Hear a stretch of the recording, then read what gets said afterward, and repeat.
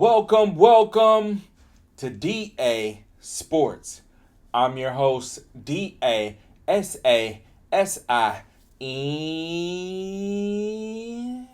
Thank you. This is episode 58.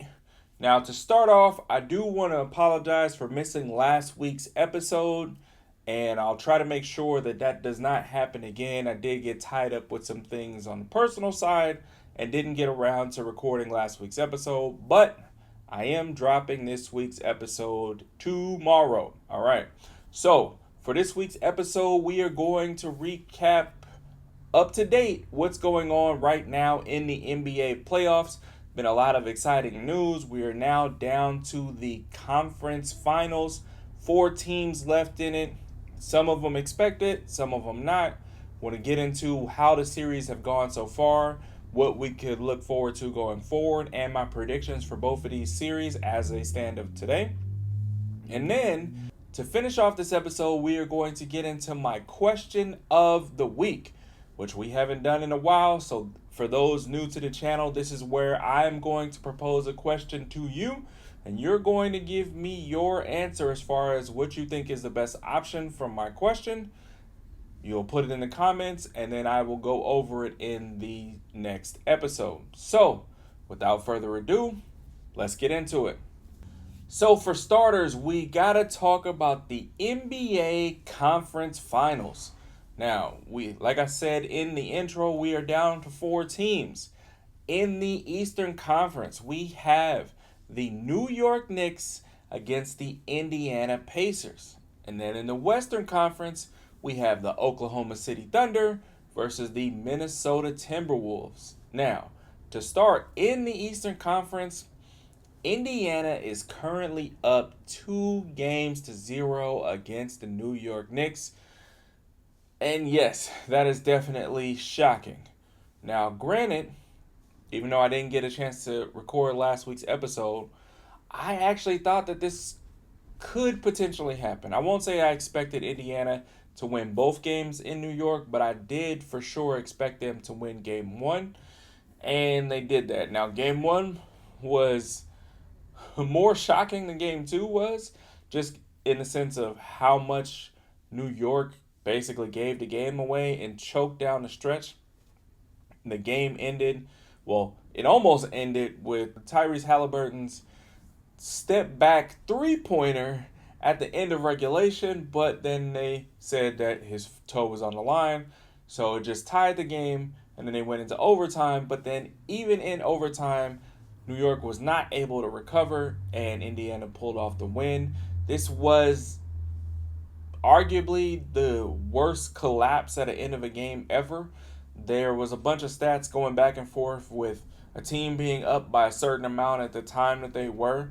It was the only time in history that somebody's ever come back from that amount in that short of a time. Nesmith was on fire, Halliburton was on fire, and yeah, they basically took the heart from New York.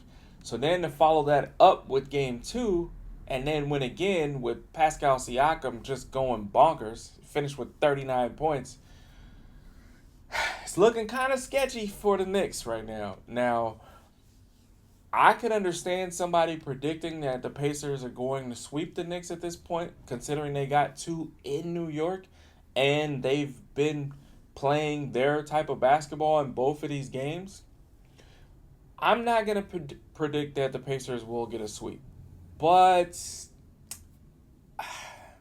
I do think that the Pacers will win the series. I have a sneaky suspicion that the Knicks will get one of these games in Indiana. They'll come back for game 5 at home and get that game, but then I think Indiana will close the series out in 6 games. Now, if New York loses game 3, then I'm completely changing my idea. I think the Knicks get swept. I think the Knicks have to win game 3 to even make this a series. I think nonetheless Indiana's still going to win the series, but if Indiana wins game 3, then they sweep. If New York wins game 3, then I think Indiana ends up winning in 6 games. And the biggest thing about this series has been pace of play. It's kind of funny because obviously Indiana is the Pacers, and the name is built off of the Indiana 500, which is like the most famous sporting event in the city of Indianapolis, and it's about the pace car that sets the tone for this big race, and them winning games in these playoffs and their style of play throughout the season is really based on setting a pace that they feel like the other team can't keep up with. Part of the reason why I expected the Pacers to win at least one of these games in New York was because, to me, it's a bad matchup.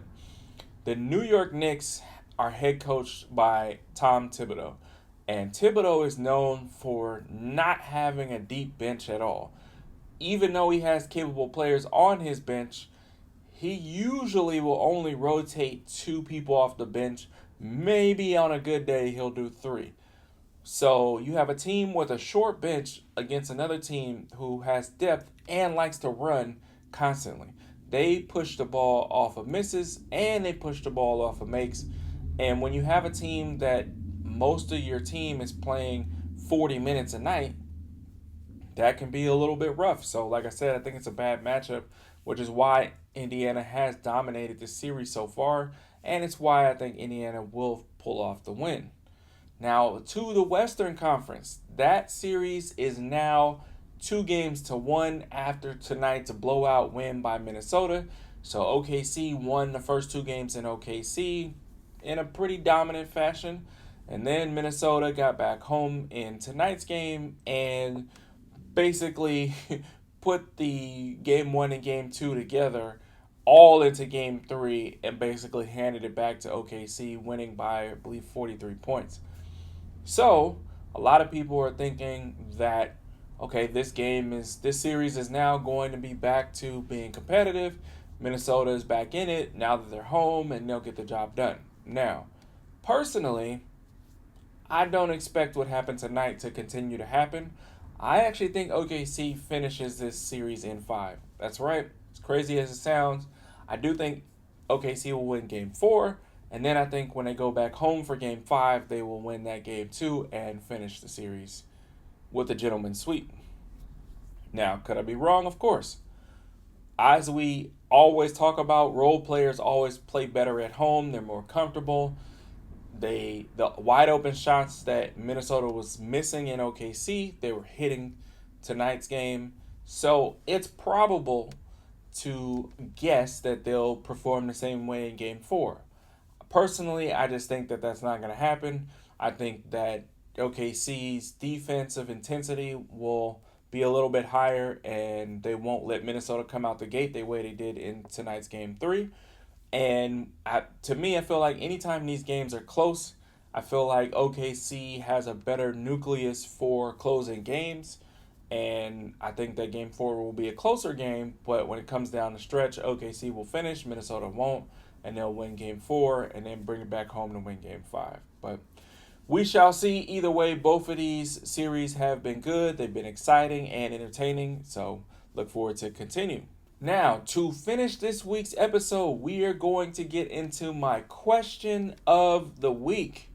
Now, this week's question of the week is taking a look at what we have right now in the playoffs and asking you to project forward of what you think is going to happen next year. So, this week's question of the week is, out of all 4 teams that are currently left in the playoffs, which one do you believe is most likely to get back to this position next season? So, the likelihood is, out of these 4 teams, at least one of them will make it back to the conference finals next season. Which one of these 4 do you think is most likely to make it back? I'm going to give you some pros and cons for each team as to the reason why they might be your pick. And then I want you guys to respond in the comments and let me know what you think the answer is. So, starting in the Western Conference with Minnesota, how could Minnesota be the most likely team to get back? They're definitely an option. For one, they have Anthony Edwards. And as everybody's been talking about, Anthony Edwards is definitely gearing up to potentially be the new face of the league. You look at all the people who are currently the face of the league. LeBron is on his last year or so. Steph Curry looks like he's on his last year or so. And there's definitely a young nucleus of players that have seemed to take over, the reins as the torch is being passed, and it looks like they're going to carry it forward. Now, out of all of these young players, other than Jason Tatum, Anthony Edwards is the only one that's from America. So between Jason Tatum and Anthony Edwards, they're the prime two young superstars who are in position to carry the league. Now, Jason Tatum technically has a huge head start because he's already a champion and everything like that. But being the face of the league is not just about your talent, it's also about personality. It's also about engaging an audience. It's about people wanting to come wherever you are to come watch you play. So when you're on the road, those are the games that sell out the most. Your merch is the one that sells out the most. And even though Tatum to me is a better player than Anthony Edwards is today, Anthony Edwards' personality is more of a driving force for the league. And if he really kind of takes that mantle and wants to push forward,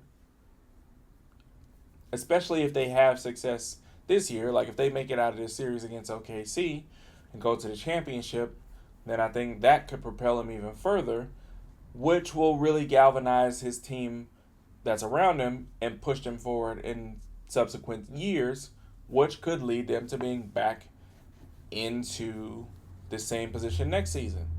Now, the con is, with that same regard, because Anthony Edwards has said that he doesn't really want to be the face of the league, which I think most of that is about just not having to deal with the off the court scrutiny and tabloids and stuff like that, which he's kind of already got himself into. So the other side of it is him trying to shy away from being in that position. Could that potentially affect his play on the court and lead them to not be able to push the team forward? We don't know, but let me know if that's your choice. Now, the other team in the West would be the Oklahoma City Thunder. Now, Oklahoma City Thunder could be the team that's most likely to make it back here next year, mainly because they are the youngest team in the league. Being the youngest team, and they were already had the best record in the league this season. They are led by a young superstar who just won his MVP this year. So, traditionally speaking, if you have a young team that's successful, then you think like, oh, it's very likely that they'll continue to stretch because all of these young players are going to continue to grow. Now, the part that could be the negative, why they not your choice, is for that same reason. A lot of these players are still on their rookie contracts. So, J-Dub and Chet Holmgren, their second and third best players, are still on their rookie contracts. And as they've had more and more success, that means that more and more dollars are going to come out. And Oklahoma City is not the kind of franchise that's going to want to live in a luxury tax and all of that stuff, which was evident by the fact when they did have a young superstar team building before, back when they had Russell Westbrook, Kevin Durant, and James Harden and Serge Ibaka. They let James Harden go for, I believe the difference was about $4 million because they didn't want to go into the luxury tax. So now, years later, they're in the same situation with a very young nucleus. May they end up letting some of their young stars go because they don't want to have to pay out all these extra contracts as these rookie contracts get turned into, their second big contracts. All of these dollars are going to go up. That could break up the team, which could cause them to regress. So let me know if that's not your choice. The next option going over into the East would be the Indiana Pacers. Now, one of the reasons why they could be the team that's most likely to make it is because of their star, Tyrese Halliburton. Halliburton was earlier in the season, he got called the most overrated player in the league.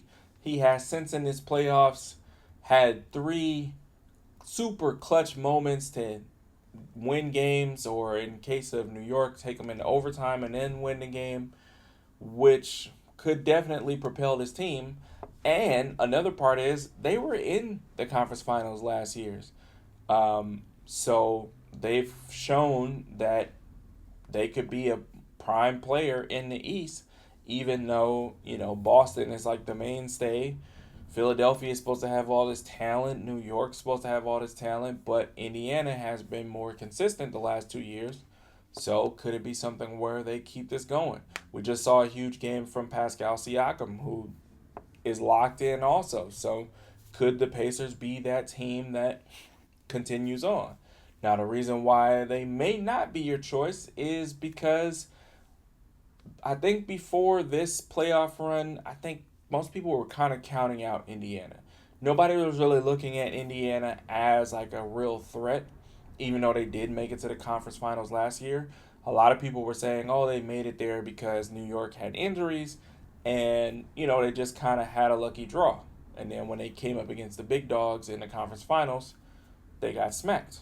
Well, now, after this playoff run, they're no longer going to be looked as an underdog. They're no longer going to be underestimated. People next season are going to come at them like they are a team to be reckoned with, and we'll see if they can handle that harder scrutiny, that harder attack from all the teams gunning for them because they now recognize them as a top tier team. So that could be a reason to hold them back and they not make it back to the conference final next year.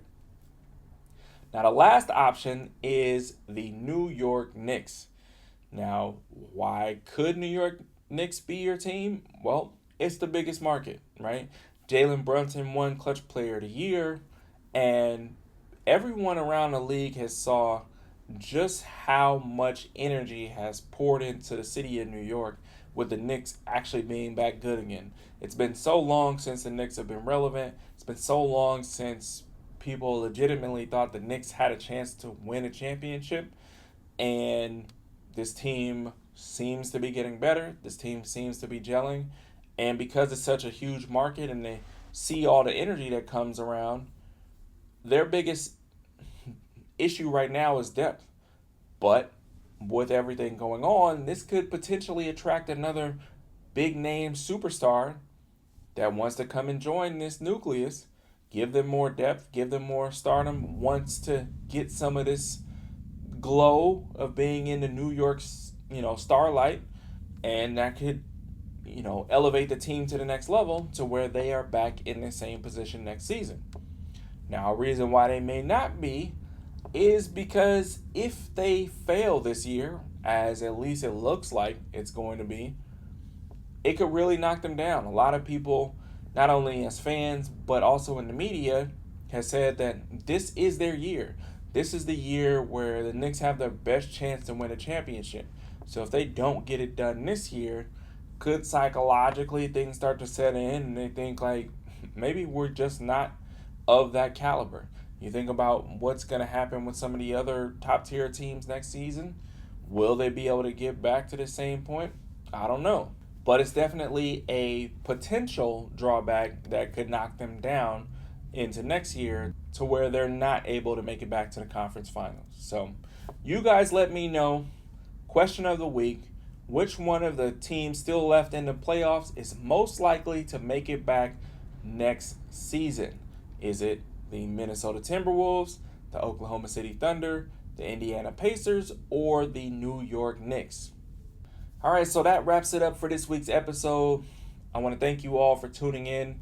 Please make sure you like and subscribe and share wherever possible. And I look forward to seeing you in the next episode. Peace.